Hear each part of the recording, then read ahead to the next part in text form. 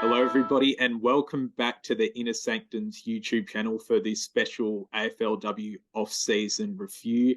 My name's Hamish, and I'm joined by Maddie after what was a very busy period where we had the introduction of the PSP, which brought in a lot of moves that probably people weren't expecting when we were looking at the off-season. And then we saw a few high-profile trades go down that had been rumoured for a while. We're going to dissect it all, looking at the big winners and losers and just all the moves in between. As I said earlier, I'm joined by Maddie. Maddie, how are you doing today? Yeah, good, thanks. I'm keen to talk about some AFLW. It feels like it's been a while. Yeah, it has a pretty interesting off season, of course, after 2 seasons last year and the expansion clubs being introduced with 18 teams in general. There was a lot of movement, Maddie, where, as I mentioned earlier, there were some trades where that had been rumored for a while, but then out of nowhere, we kind of had the PSP introduced, which saw a lot of high profile players move to those four new teams that were introduced last year. Yeah, and I'd be interested to get your take on the PSP. Obviously, it's been a big one that everyone's sort of had their own opinion on, but I think from what I've seen, the general consensus is I don't actually think it's actually going to do what the AFL is intending it to do. I wrote a piece for the Inner Sanctum that sort of just said that I don't think it'll actually bring the equalisation that they think that it's going to bring to the comp. I think, unfortunately, I think some of those teams through the middle of the ladder, your Bulldogs, Carlton, all those kind of teams that are actually already established teams that are towards the bottom part of the ladder are actually going to be the ones that are going to be affected because I think they're going to sort of, if you pick one of their players up, then their depth isn't there. Whereas Adelaide, we saw a couple of their players go, and we'll go into specifics, but I think some of those teams could have afforded to lose players like more so than some of the other teams. I think we're then going to be at risk of actually overbalancing where the expansion teams are going to be stronger than some of the lower teams. Yeah, it's a really interesting point you made. And as you touched on, make sure to check out Maddie's article along with a lot of other AFLW pieces we have just analysing what some of the new signings could bring to the clubs they've arrived at. But we've touched on it a lot with the expansion clubs. And I'm keen to get your thoughts, Maddie, on Port Adelaide, of course, one of the new teams last year. Uh, Brought in a few players from their crosstown rivals, the Crows, last year, of course, Aaron Phillips, and they've done it again this offseason, trying to, I guess, shore up their bookends at either end of the ground. Yeah, I really, really rate what Port Adelaide's done. Obviously, Woodland is the absolute cream of the crop, and that's someone that I was unfortunately not very happy to hear that she wanted to go and join Port Adelaide, but good on her. Obviously, she knows that she can attract the money, and she can do a lot for their team too. A lot of young midfielders, obviously down there, so I think once they get their feet in the competition, she could really benefit from that. And obviously, that's their third club as well, so good luck to her, but not too much good luck for her. Um, Cuthbertson, I think, is another one too. I think Port Adelaide, when they did play some of the higher teams, I think they really struggled with their defense. Obviously, being in the competition for as long as she has, she's going to be a real figurehead down there and someone that they can really lean on. But yeah, I think even Carrick from Geelong is a bit of a good one, and then they didn't really lose too much. I think Goodwin was a bigger out for them. Um, Very, very excited to get her in Adelaide colours, to be honest. She was the second SA player from last year's draft, so pretty keen to get her in the Crows defence. And then they only lost Sermon, who I don't think is too much of a loss for them, really. Yeah, I think you made some really good points there where probably behind Essendon, they were one of the better clubs in terms of getting some experience in last year. But I think with Cuthbertson, I really rate that move because I think they've got a really good defensive spine for the future in terms of their key backs, where their real star players are in their early 20s or younger, but they were able to get some good experienced medium defenders like Ebony, O'Day, Hannah Dunn. But it just feels like, obviously, at her best, Cuthbertson's one of the best intercepting key backs in the competition. So I'll just really hopefully add some experience and surety down back for them. But probably one of the expansion clubs who were in most need of some experience were the Sydney Swans, of course. Unfortunately, another expansion club who we've seen that went through their first season without registering a win, and looks like up in Sydney that they're trying to change that quickly. They, of course, got Chloe Malloy, who was familiar with Scott Gowans, their current coach, when he was an assistant at the Pies for a couple of years. And then Lucy McAvoy, a former number 2 overall pick, who's really started to come into her own in recent years at the Blues. They were pretty unhappy to lose her, I reckon. But Maddie, what do you reckon these moves and some others they made on the fringes will do for the Swans? Because I reckon they're pretty desperate to get on the winners list sometime this year. Oh, I don't think there's too much that they did wrong during that time. Obviously they lost Molly Eastman to Richmond, defender, but you look down that list and Chloe Malloy obviously sits at the top of that list. Anyone in the competition, I don't care which team you were, you would have paid what you had to get her over, that's for sure. And obviously Lucy McAvoy, unfortunate for the Blues to lose her as well.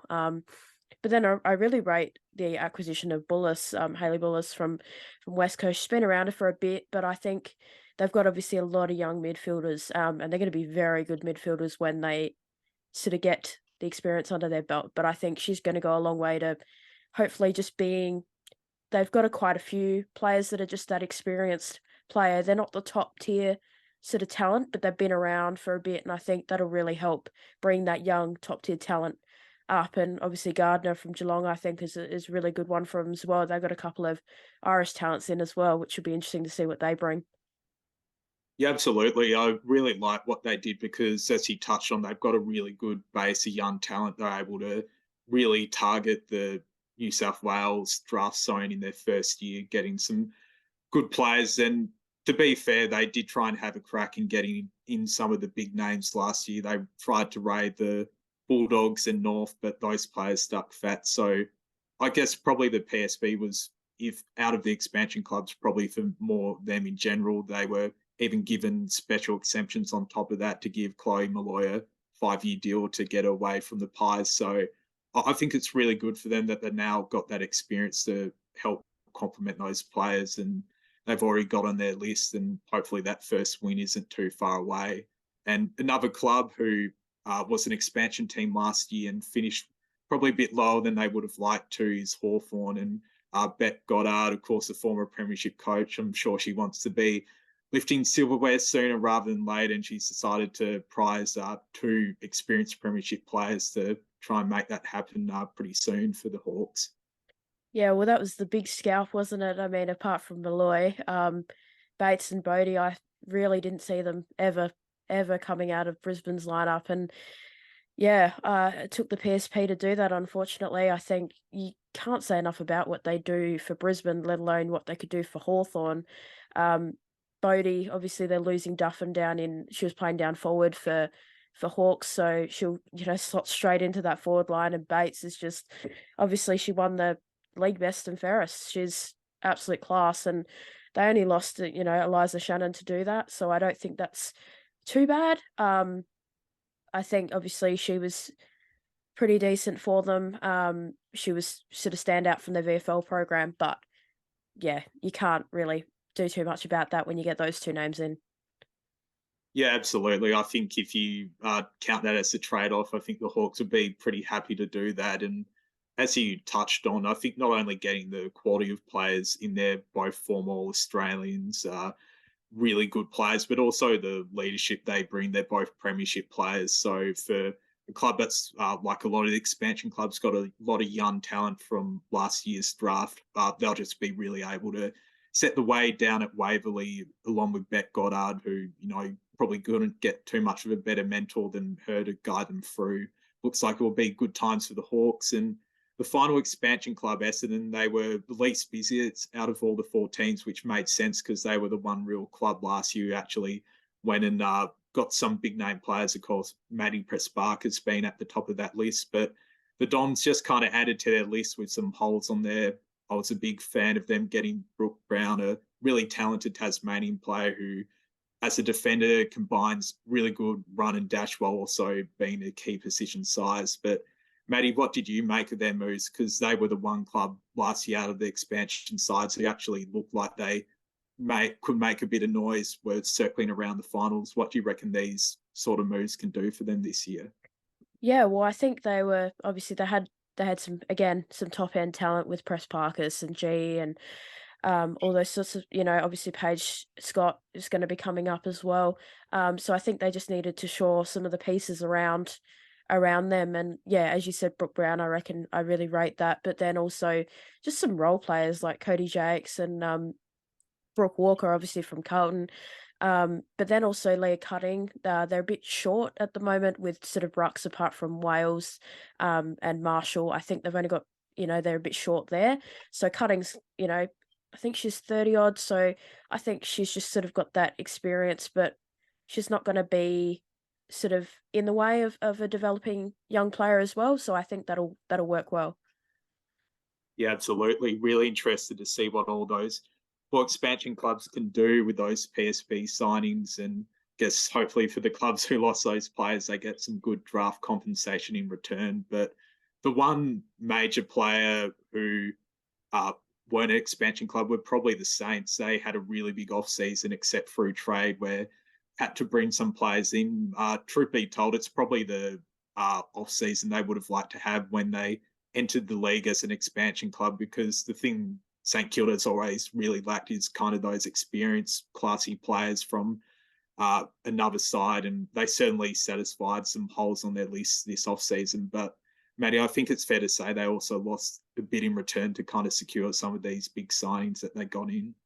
Yeah, for sure. Unfortunately, you look at all those ins and you think, oh, they've really, really got some players there, but then they've also lost a lot in return. Obviously, you've got Wardlaw coming in, which you'd take every day of the week, but then they're losing Sheila, who was sort of a like for like. So in that respect, they won't have those sort of two tall towers down there. And obviously Kiochi, ex-captain for Collingwood, I think, I really rate her coming in and giving that experience. But then obviously Lambert, um, yeah, just being in the midfield, I think will do, world of good for them. They sort of only had, they didn't really have a lot of class in the midfield apart from Patricios, from memory. So I just think that, that'll really help as well. Um, and unfortunately, yeah, they lost obviously Graza, who was in and out sort of with patchy form. So hopefully she can really capture that again, being down at Richmond. Obviously they get a lot of service down in that forward line, so I think she'll go well down there. Yeah, it will be really interesting to see the balance of the team, because I think something interesting you touched on there with Jess Wardlaw is that obviously any big signing has a lot of pressure, but with no Sheila there and Bryza, she's really going to be the one banana down there, the big key forward. And it will be a change for her because she obviously had Dakota Davison, Bodie, as we touched on earlier, went to the Hawks. So she's kind of used to, I guess, having a really strong forward line, where at the Saints it might be a bit more pressure there. Of course, Tani White left, who at times really showed herself to be a great inside midfielder, but towards the end of last season, she was deployed off halfback a bit more. So I think it was kind of a pretty hard move to stop her from going, because, of course, you boost up that midfield with Kiochi and Lambert, and then kind of a forgotten aspect for the Saints is you have Tyner Smith, who missed all of last year with an ACL injury, who was really progressing as a good midfielder. So you can understand from White's point of view that she go to the Pies, since due to the trade to the Saints and now a bit light in the midfield. But the one last club we wanted to touch on for the winners is Melbourne, and it looks a bit weird on paper because they actually didn't bring any players in, but it's more the fact that there weren't any outs apart from Daisy Pearce retiring and a few delistings. Matt, it just seems incredible that a premiership side hasn't lost anyone. Like, usually you had players on the fringes wanting more opportunities, or some of the bigger names maybe going for more money, but it's just a real credit to them that they've been able to retain like pretty much all of the side that won them the premiership last year. Yeah, obviously a bit biased here, but I was a bit disappointed not to see any changeover at the D's. No, I think they're obviously a really good club, and they firm as the absolute number one odds-on favourite for the premiership. There's no doubt in my mind about that. And their stock's only just gone up since they've signed everyone apart from Pierce, obviously. Uh, yeah, I think, there's not going to be much change with them. They kind of just play how they know how to play. There's not going to be any change sort of in that environment, and I think they're just going to go back to back, but we'll see. Yeah, like I don't think you can ever write anything in stone, especially with Aussie rules. But I think they're going to be on most people's picks to win the premiership next year. I guess not only because of the list they've retained, but a lot of the contenders behind them have gotten weaker due to these off-season moves. And I guess that's a good transition to some of the clubs. You could dub them losers or more in a way. There's just been a lot of off-season movement. They've brought players in, but they've also lost a lot of marquee talent. And I guess, Maddie, I'll start with your Crows, who they already got a taste of it last season with Port Adelaide coming in, but of course, some key losses. So they have been able to bring in a couple of players from a few different clubs to try and supplement those players who've left.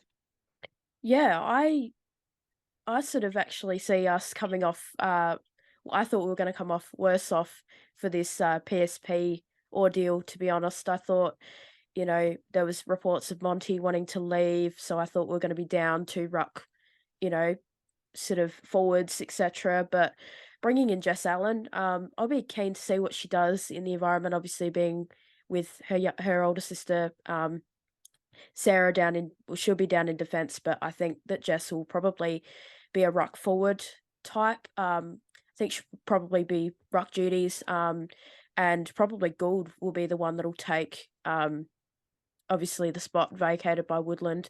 Obviously, it was tough to see Woodland go. She was obviously someone that we sort of developed.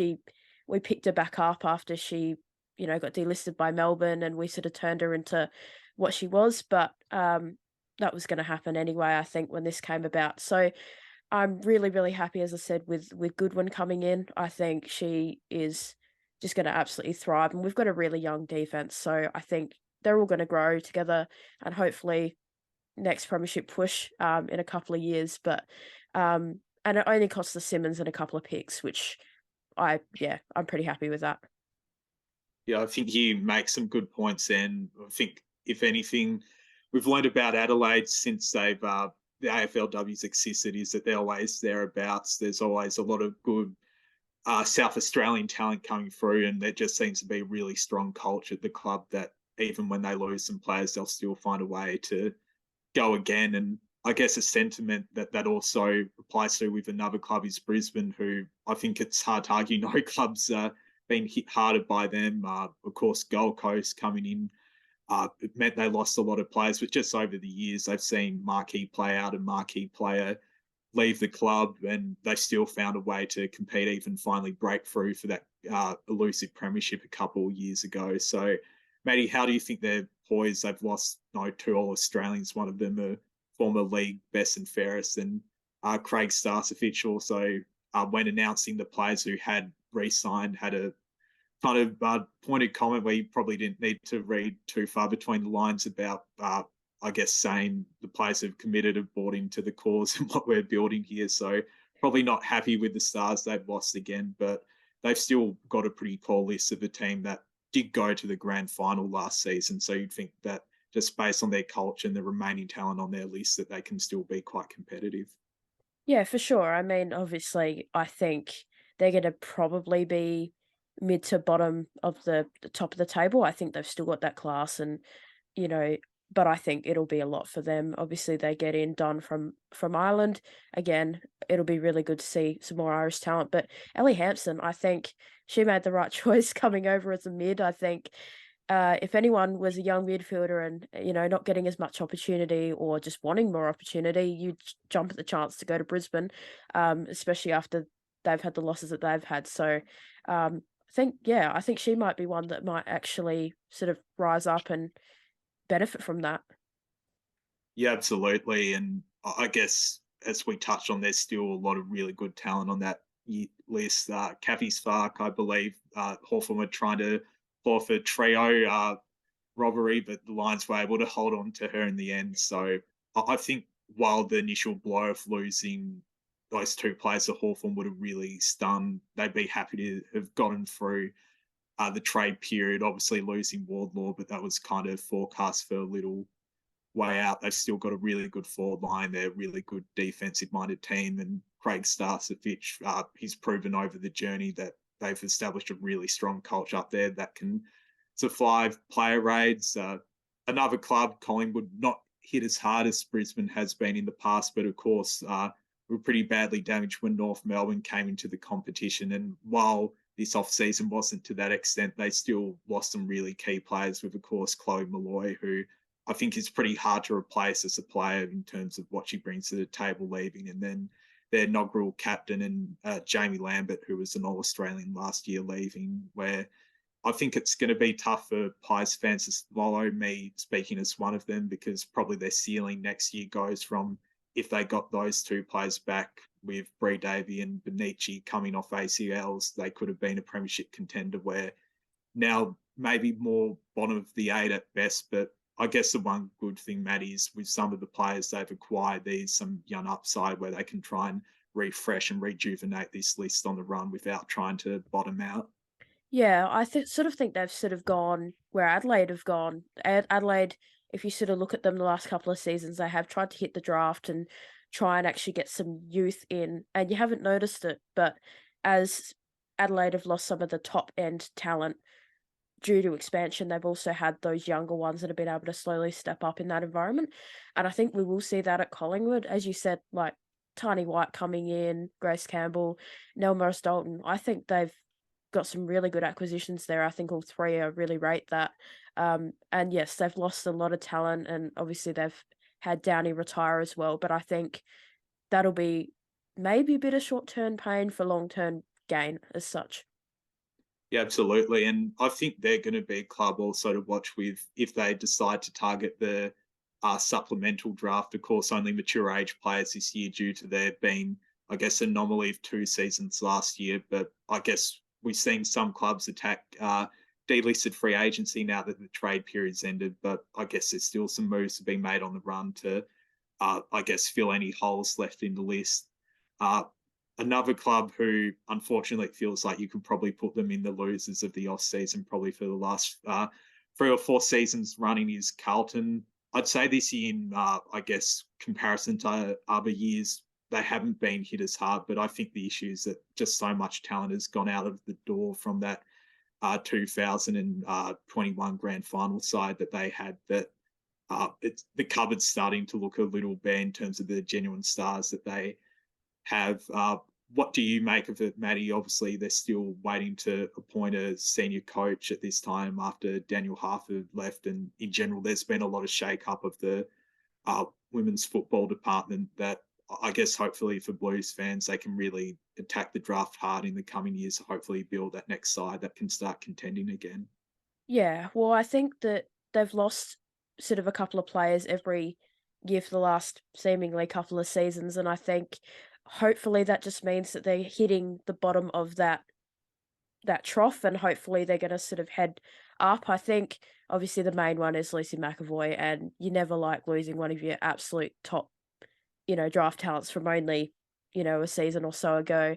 And obviously, Brooke Walker I see as the other one. But Cordner, I really rate that in. Obviously, they're sort of losing Nat Plain in defence. I think Cordner's a bit of an upgrade. She's sort of really sort of shown something since she's come like into the Richmond team. And yeah, they've got a couple of Irish talents coming in as well. So I think it'll be really exciting. Hopefully for Blues fans that they're gonna hopefully see some more talent and yeah, a bit more stability soon. Yeah, well, I guess even though it's not a position you want to be in, it does feel like I guess, ground rock for a good reset of the club, hopefully going forward, getting in the right coach and I guess building out the football program from there. I guess we've covered the main winners and losers, but I guess zeroing in on a couple of trades or moves before we sign off. One I found really interesting was Amy Franklin crossing teams, going from Fremantle to West Coast. We always like a bit of extra spice for the derby, and historically the Dockers have actually done quite well to keep some of their more marquee names going to West Coast. They probably didn't get rated as badly as some thought when the Eagles joined the competition. But Maddie, I think this is a massive loss for the Dockers. We, of course, know that Houghton left last season, so there was that spot for that key forward for Franklin to step into, former first round pick. But by all accounts, she's a pretty big Eagles fan and decided to don the blue and yellow now. Yeah, I when I saw that she wanted to leave, I just thought, "Oh, I wonder where she's going," because, it didn't sort of seem like it was she needed to go elsewhere for work or anything like that. So, I mean, good on her if that's where she wanted to land. But yeah, to me, it was a big loss for them. Obviously, they sort of did struggle. As you said, they lost Houghton. Rude, for my mind, obviously she burst onto the scene, I think it was year before last, and she was a bit flat last year. I don't know whether she was out through injury or whatnot, but she sort of seems like the next, big time sort of forward. Alongside obviously Gabby Sullivan over there. So yeah, we'll sort of see how they pull up. But I think that's one that's sort of gone under the radar. Yeah, absolutely. And I think what's done even more is because we have a supplemental draft this year that if you can't get a play in return, the picks you're getting, you might not even potentially use in the end. I think the Dockers were keen to get an experienced player back. And I guess they're kind of in an interesting spot with Lisa Webb taking over a team that was one of the contenders for several years before dropping out of the finals last season. But another club who I think kind of slid under the radar was Richmond. Of course, a much improved season last year where they were able to make the finals. And it felt like this off season there was a big emphasis on improving their attack. Of course, a former league leading goal kicker in Caitlin Greiser, not at her best kind of in recent seasons after she just burst on the scene down at Moorabbin, but hopefully at Tigerland she can get back to her goal kicking best. Yeah, well, obviously they've sort of lost Courtney Wakefield, and I think hopefully she's going to fill those shoes because I think they've got a really good team, and obviously they were very sort of around the mark for for finals and that sort of thing. They made obviously their first final, so I think, yeah, with the addition of Greiser, obviously Courtney Jones is class. Molly Eastman, obviously, as I said, a young defender. So I think they didn't lose heaps, but they got in some pieces which I hope will fit for them because I think they're definitely going to be up there at some stage, either this season or next for sure. Yeah, absolutely. And it's good to see the Tigers, I guess, after really struggling at the start when they introduced in the competition a winless season, just getting back on track with a good mix of experienced talent and some of the young good players they've gotten through the draft. The final club I thought we'd touch on is North Melbourne, who I thought had a pretty good off season overall. They wouldn't have liked losing Brooke Brown, but after going really deep into the finals last year, I think they addressed a few key holes in their list. I feel like since they were introduced to the competition after they got all those star mids, the one player they were missing was potentially a key forward. We've, of course, seen Talia Randall make the move down there, and she's had some really great moments. But I think getting uh, Kate Shearlaw is a really just big win for them. She, of course, won the Saints best and fairest last year, and getting a proven goal kick in there could just really complement what they've already got in the middle.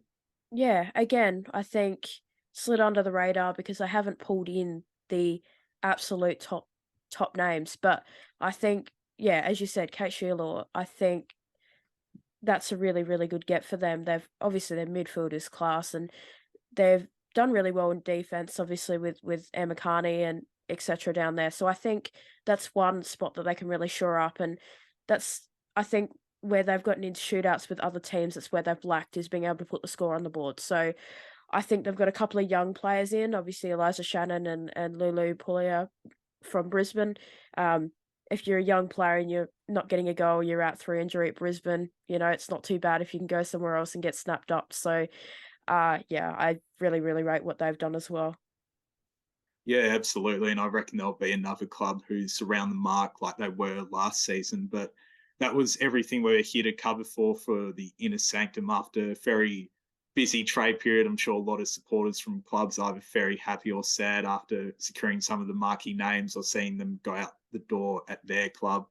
Make sure to keep an eye to our YouTube channel and also our website, where we've already got a lot of great coverage of the off season, and we'll also be monitoring any moves as we head towards the draft and then the season late in the year. I've been Hamish. Maddie, thank you so much for joining us today. Awesome. Really enjoyed going through that and just, doing a bit of a debrief and sort of seeing where the teams are at. Absolutely. So if you haven't already, make sure to subscribe to the Inner Sanctum's YouTube channel. Check out some of the other videos we have on here. Also, all the great content we have coming out on innersanctum.com.au. Thanks for watching. We'll see you later.